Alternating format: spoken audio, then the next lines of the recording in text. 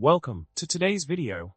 In this video, we will delve into a rather interesting problem regarding operator overloading in C#.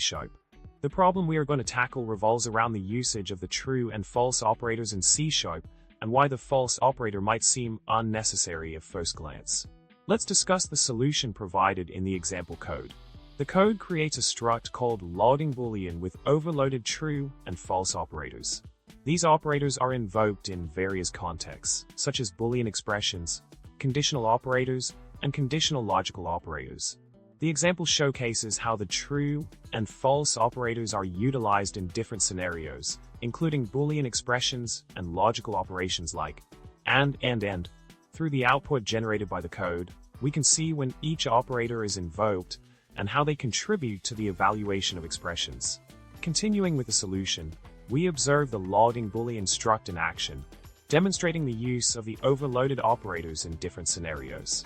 The code simulates Boolean expressions, conditional operators, and logical operators, showcasing the role of the true and false operators in determining the behavior of the expressions.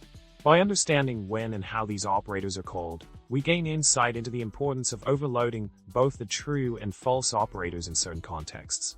In summary, we've explored the significance of overloading the true and false operators in C# and how they impact the evaluation of expressions in different contexts. Understanding the role of these operators can provide valuable insights into customizing the behavior of Boolean expressions in logical operations in your code. I hope you found this discussion informative and engaging. If you enjoyed this video, don't forget to subscribe, like, and leave a comment below. Until next time, happy coding